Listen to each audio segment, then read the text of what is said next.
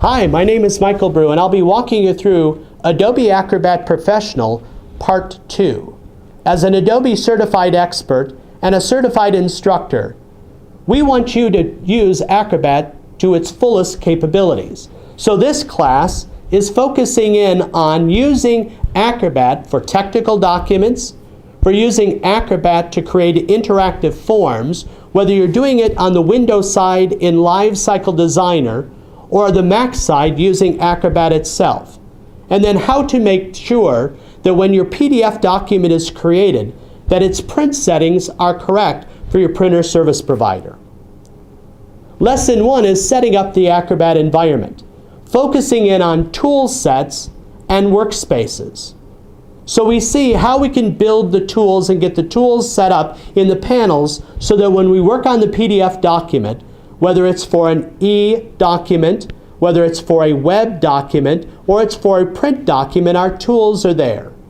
We also set up a workspace so that as you work inside of Acrobat, you don't have to open up and close panels as you work inside of the document.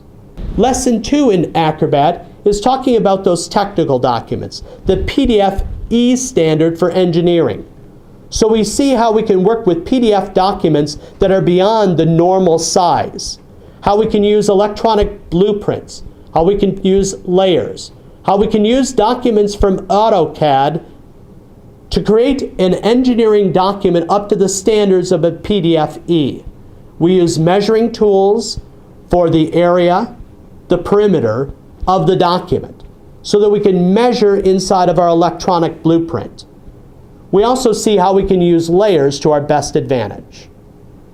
Lesson 3 of Part 2 is talking about embedding multimedia inside of your PDF document. Whether that is going to be content that will be embedded inside of the document or it will be coming from an external source. We focus in on movies and the sounds that come with movies and the different PDF reader settings in order for that multimedia to work. We also focus in on audio files that are going to play from page to page or only play in a certain section of the document. We see what will trigger the movie or the sound to play. Is it the page comes into focus or the person actually has to click on the multimedia clip in order for it to play? In Lesson 4, we look at security of a document, how you can secure that PDF. We look at the general security to open the document and setting a password up. We also look at how you could set up a password to secure the document from other types of settings. Whether it is that somebody can right-click and copy an image, or copy text, or cause the document to be printed, we set up security to either allow or not allow those particular security settings to be followed. We also look at using security by using an electronic signature. The largest lesson in Part 2 is Lesson 5, where we work with PDF forms. Whether that form is going to be something that is going to be printed out and there is space for people to use a pen or a pencil to fill out the form, or whether the document needs to collect the information online and then take that compiled form with the information and bring it back to the person who has put out the form. So we see how to create the form on the web or on the Windows side using Lifecycle Designer as the program, or on the Mac side using Acrobat Professional itself.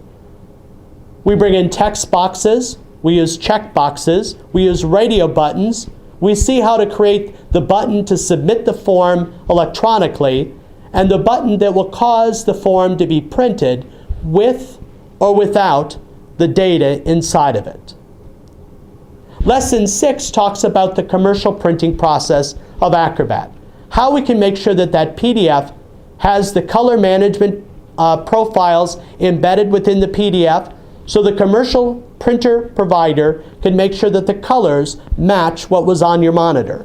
We talk about web spaces, workspaces, color management, your ink manager, and how all of these different commercial printing processes come about. We talk about ripping the document, the PDF document, to the different plates: cyan, magenta, yellow, and black. And now your printer service provider can access those particular things within the PDF to set up their plates. My name is Michael Brew, and I've walked you through Part 2 of Acrobat Professional. If you have any further questions, contact your account executive or career consultant that can answer those questions. We sure hope to see you in class.